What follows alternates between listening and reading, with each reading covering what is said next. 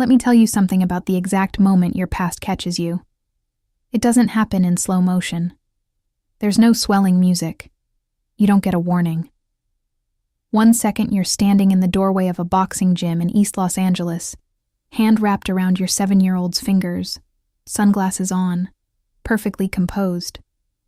And then you see her, and every carefully maintained wall you've spent years building inside yourself just falls. Quietly. Completely. Like they were made of paper the whole time. I'd walked into that gym as Evelyn Hartwell, widow, former board chair, woman who had everything under control. I walked out as someone else entirely, someone I recognized from a long time ago. But I'm getting ahead of myself. That's what happens when you're telling someone the most important story of your life at 2 a.m. You start at the wrong end. My name is Evelyn. My daughter is Lucy. 7 years old, all ponytail and opinions, currently obsessed with the idea of learning to box because, and I quote, strong girls hit things. I couldn't argue with the logic. What I could do was find her the best youth training program in the city, which is how I ended up researching gyms on a Tuesday evening instead of sleeping, which is how I found Moreno's. I did not connect the name. That was my first mistake, or my greatest gift, depending on how you look at it. The gym smelled exactly the way gyms smell: leather, chalk, old sweat, and something underneath it all that's almost like focus. Fans rattled overhead, gloves hit bags with a rhythm that felt less like noise and more like a heartbeat. Lucy's grip tightened on my fingers. She was trying very hard to look unbothered and failing completely, because she kept smiling. I was scanning the room. Old habit, I count exits and read atmospheres before I do anything else. When I saw her step through a side door with a towel over one shoulder and her hair pulled back and her whole presence somehow narrowing the room to a single point. Riley Moreno. The world didn't spin. It stopped. That's what people get wrong about moments like this. There's no vertigo. There's just stillness. A terrible, complete stillness in which every sound falls away and you are left with one simple, devastating certainty. You never actually stopped loving this person. You just got very good at pretending. She hadn't seen me yet. She was laughing at something, head tipped back, easy. And the laugh was exactly the same as I remembered, which is somehow the cruelest part of all of this. Years pass. People change. But the laugh was hers from 23 years old, standing in my apartment during a thunderstorm, telling me that everything was going to be fine. Lucy tugged my hand. "Mama, that's the coach, right? She looks cool." "Yes," I said. "She does."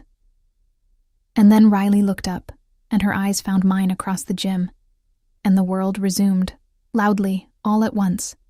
And I stood there in my black blazer and my composure and my sunglasses and thought, I am in significant trouble. If you're already hooked, hit subscribe. This story is just getting started. And drop a comment telling me which city you're watching from. Here is what you need to know about Riley and me. And I will make it brief because it still hurts in the way that good things hurt when you lose them. We loved each other when we were young, in the hidden way that people love, when they don't yet believe they're allowed to do it openly. Riley was studying kinesiology. I was finishing my MBA. We were completely wrong for each other on paper, and completely right for each other in every way that actually mattered. I left. Not because I stopped loving her, because my family used words like practical and security and future until they started sounding like facts instead of opinions. And marrying a wealthy, respected, genuinely decent man named Charles Hartwell looked like the logical choice when you were 26 and afraid and hadn't yet learned that logic and love are not the same language. Charles died 2 years ago. Heart attack, sudden, no warning. He was a good man, and I grieved him genuinely. And I also discovered, in the silence after his funeral, that I had spent 15 years being a good wife and a good mother and a good philanthropist, and had misplaced something essential along the way. Myself, mostly. And now Riley Moreno was walking toward me across a boxing gym in East LA, and she was smiling. Not nervous, not guarded, just real.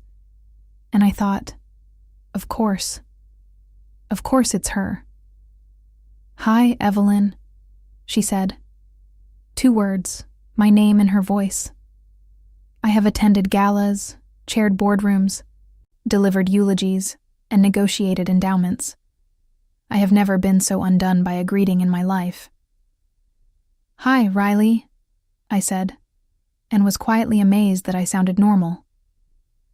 She knelt down to Lucy's level, immediately, naturally, the way some people are just built for children, and shook her hand with full seriousness. "I'm Riley. You must be the one who signed up for the junior class." "I'm Lucy," my daughter said gravely. "I want to learn to hit things." "Then you're in the right place," Riley said. I stood there watching my daughter charm the woman I'd spent 15 years trying not to think about, and felt what I can only describe as the universe being extremely pleased with itself. I told myself not to read into it. I am very good at not reading into things. I have made an art of it. Riley taught the class. I sat on a bench near the wall, answering emails on my phone, not watching. Definitely not watching. I watched the entire time. She was extraordinary with them. The kids, I mean. Patient in a way that isn't passive, firm in a way that isn't harsh. When a boy kept dropping his guard and getting frustrated, she didn't lecture him. She stood next to him and mirrored the correct stance until he found it himself, and then she looked at him like he'd done something significant. He stood 2 inches taller for the rest of the class. That was always the thing about Riley. She made people feel like their effort was seen. She glanced at me once, during a break. Quick, careful. I looked down at my phone. She definitely noticed. I definitely knew she noticed. We were both pretending not to play a game we both recognized. When class ended, Lucy ran to me breathless and triumphant, reporting every detail at full volume. Riley followed, and in the logistical conversation that followed, schedules, equipment, expectations, I successfully maintained the persona of a competent adult human being who was not having any feelings whatsoever. I thought I'd gotten away with it. Then Lucy ran off to the bathroom with another girl, and Riley and I were left standing alone by the front desk, and the gym noise softened around us into something that felt very much like a held breath. "I didn't know you were back in the city," Riley said. "I wasn't," I said. "Not really. We moved back 6 months ago. Lucy needed... I stopped, started again. I needed to stop pretending somewhere else and start actually living somewhere real." That was more honest than I'd intended. Riley's expression shifted. Not pity. Something quieter. Recognition, maybe. "I'm glad you're here," she said. Simple. Unvarnished. Riley had always had this way of saying true things without dressing them up. "I'm glad too," I said, and felt the decision settle somewhere in my chest before my brain had caught up with it. She handed me a card at the front desk. Her name, the gym number, a direct line. I put it in my wallet like it was ordinary. It was not ordinary. That night, after Lucy was asleep, I took the card out and held it for a long time. The city hummed outside. I thought about all the years I'd spent choosing the careful option. I texted her first. Just my name. Evelyn. Like a question with no question mark. 3 dots. Gone. Back. "Coffee tomorrow?" she wrote. I smiled in my dark kitchen and typed back, "Yes." She was already there when I arrived. Of course she was. Riley had always been exactly on time, which I had always found both admirable and mildly unnerving. She stood when she saw me, which was not formality. It was instinct. She had always done that. Stood when something mattered. We started safe. The gym. Lucy's potential. The way Silver Lake had changed beyond recognition, while somehow keeping the same attitude. Riley talked about opening the gym, the permit fights, the early months sleeping on a mat in the back office. The moment she realized she'd made something real. She talked about it without bitterness, which is a particular kind of strength.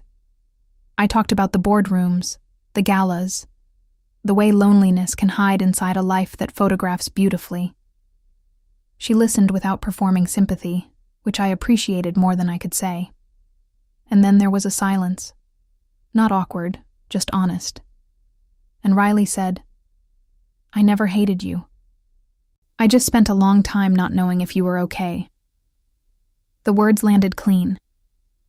No accusation, no performance of forgiveness, just truth, offered plainly.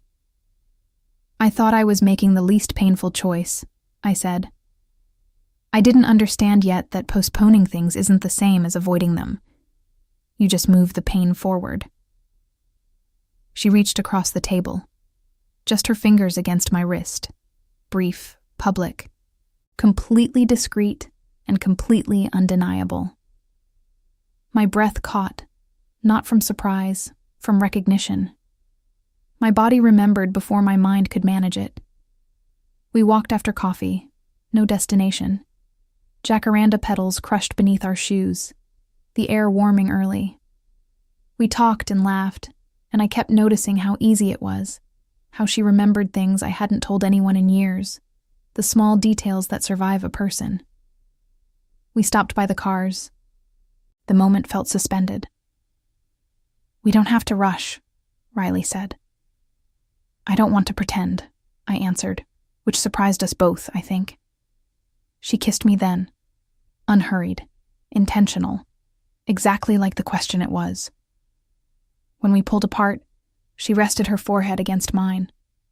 The city moved around us, indifferent and enormous, and inside that small circle of quiet, I felt something I hadn't felt in 15 years, like I was standing in the right place. "We can do this right," she said. "Yes," I said. "Together." Here is where I am going to tell you about my sister Diana, because she is important to this story, and also because I love her, and she makes me want to scream in equal measure. Diana called 3 weeks after Riley and I had started seeing each other, cautiously, carefully, beautifully. And she led with, "People are saying things, Evelyn. People always say things, Diana. About the gym, about the trainer, about..." A pause. "Are you sure this is wise? I want you to understand something about Diana. She loves me. She has always loved me. She also has a very specific idea of how a Hartwell widow should behave, and it does not involve falling back in love with a boxing coach in East Los Angeles. She's not cruel. She's scared. There's a difference, and I've learned to hold both. It's honest," I told her. "That's wiser than anything I've done in years." She didn't bless it. She didn't argue further. Progress, for Diana, comes in increments. Then came the board, a politely worded email requesting a brief conversation about optics and public perception. I read it twice, recognized the shape of it. This is how institutional pressure dresses up, in careful language and furrowed brows, and concern for your well-being. And felt something clarify inside me. I declined the conversation and resigned instead. On my terms. With a letter that was precise and final. Walking to my car afterward, I felt lighter than I had in 10 years. Riley met me in the parking lot. I told her what I'd done. She didn't cheer or gasp or make it dramatic. She hugged me, long, steady, and said, "You're brave." "I'm tired of being careful," I said. "Good," she said. "Me too." Lucy figured it out before we said anything, because Lucy is 7 going on 40 and she notices everything. She came to me one afternoon while I was pretending to read a report, sat down with that particular gravity children get when they've decided something is important, and said, "Mama, is Riley your girlfriend?" I set the report down. "Would that be okay with you?" She considered this with the seriousness of a small judge. "She's nice," she said finally, And she's teaching me to keep my guard up, which you always say is important. It is, I said. Okay. She picked up her book. Can we have tacos for dinner? And that was that. Watching Riley with Lucy, the patience, the humor, the way she explained things without condescending, I kept feeling something I couldn't quite name. It took me a while to recognize it. It was safety. The specific safety of watching someone you love be good to someone you love more. There were still difficulties. At the gym, there were glances. At school pickup, there were pauses. A parent pulled her kid from the junior class, which stung more than I expected, and returned 3 weeks later without explanation. Another parent approached me after an event, voice low. I hope this doesn't affect the kids. It affects them, I said. They see adults tell the truth. She blinked, nodded, moved on. Not every confrontation ends in conversion, but ground gets gained. The first real argument happened over something embarrassingly small. I forgot to tell Riley about a donor event that overlapped with Lucy's sparring night. I had managed around it without thinking to include her in the decision, and she found out from Lucy, which is exactly as bad as it sounds.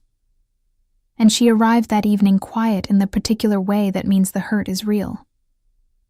I don't want to be an afterthought, she said, not accusatory, just honest. Riley's honesty is so consistent, it almost takes your breath away. You aren't, I said. I'm unlearning habits that took 15 years to build. I'm going to get it wrong sometimes. I need you to tell me when I do. I need you to tell me first, she said. Before Lucy, before the calendar, before everything else. She was right. I knew she was right. Old reflexes don't die politely. They have to be caught and corrected, over and over, like keeping your guard up. I'm going to mess up again, I told her. I know, she said. So am I. That's not the question. The question is whether we talk about it. Yes, I said. We talk about it. She took my hands. The fight, if you could even call it that, ended not with a resolution, but with a practice.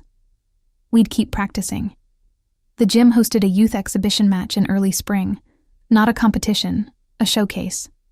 Parents filled folding chairs, music played. The energy was bright and nervous and slightly chaotic, which is the energy of anything children do that matters to them. Lucy was competing. She had prepared for 3 weeks with the focus of someone who has decided this is serious. Riley had trained her with equal seriousness. No favoritism, no shortcuts, just the honest work of teaching. I sat in the front row with my hands folded in my lap, which is the body language of a person trying very hard not to vibrate with anxiety. When Lucy stepped into the ring, she looked at us. Both of us.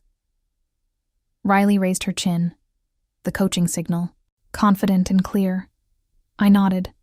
Lucy smiled and turned to face her opponent, and I thought, there she is. There's the girl I'm raising. She didn't win on points. She won on courage, staying steady, keeping her guard, getting back up once when she stumbled. The crowd applauded. Riley cheered from the corner with the restraint of someone who knows the win belongs to the kid. Lucy ran to us both when it was over. No thought, no calculation, just a 7-year-old wrapping her arms around 2 people she loved. A few phones lifted. Most of the room just smiled. Afterward, under the string lights outside the gym, Riley found my hand. Thank you, she said softly, for choosing this out loud. I looked at her. The gym behind us, the city around us. Lucy already animatedly explaining the fight to another kid, and thought about all the versions of my life that hadn't led here. Thank you, I said, for being worth choosing. My mother called on a Tuesday. She led with, I saw the article about the gym. I braced. She continued, you look different in the photo, calmer. This was not an apology. It was not a blessing. It was something smaller and more honest, observation offered without a verdict. From my mother, That is a significant movement. I am calmer, I said. A pause. I don't entirely understand it. I know, I said. You don't have to. You just have to decide how you want to show up for me. Another pause. Longer. I'll call again next week, she said. She did. And the week after that, we didn't resolve 15 years of silence in a phone call. But we started talking in it, which is how things actually change. The moment that settled, everything looked like a Sunday morning. Too much sunlight. Lucy in mismatched socks, changing her breakfast order 3 times before the first pancake hit the pan. Riley at the stove in one of my shirts, hair still damp, telling Lucy that she could have 1 topping, not 5, and Lucy negotiating with a seriousness that suggested she had a future in contract law. I stood at the counter with my coffee and felt it. The thing you don't expect, the thing that's quieter than happiness and more durable. Permanence. Not certainty. Not guarantees. Permanence in the sense of, this is real enough to keep choosing. Every day. We drove to the coast that afternoon. No plan. Lucy raced ahead on the sand, shoes abandoned immediately, laughing at nothing and everything. Riley walked beside me, shoulder to shoulder, comfortable the way people get when they've stopped performing ease and actually found it. This feels like a life, she said, almost to herself. It is, I said. The past didn't disappear. It never does. My former name still appears on buildings. Invitations still arrive addressed to a version of me that no longer fits. But now, when those things surface, they feel like old photographs, evidence of where I'd been, not instructions on where to go. As the sun lowered over the ocean, Lucy sat between us in the sand and asked, with the directness that is her singular gift, "Are we staying like this?" Riley looked at me, not for permission, just to share the moment. "Yes," I said. "We are." Lucy nodded, satisfied, and turned back to the waves. That night, after she fell asleep in the back seat, Riley took my hand in the dark of the car. "I used to think love was something you fought for," she said. "All intensity and stakes. And now?" "And now it feels like something you build," she said. "Every morning, every pancake argument, every hard conversation." I turned toward her, forehead to forehead, the city lights moving past the windows. "I spent years choosing what was expected of me," I said. "I'm choosing what's true now. I'm choosing you." She kissed me, not like a beginning, not like an ending, but like a continuation. When I fell asleep that night, there was no relief, no triumph, just calm. The specific calm that arrives when your life finally matches your heart. This wasn't the story of a woman discovering who she loved. It was the story of a woman who stopped leaving herself behind and stayed.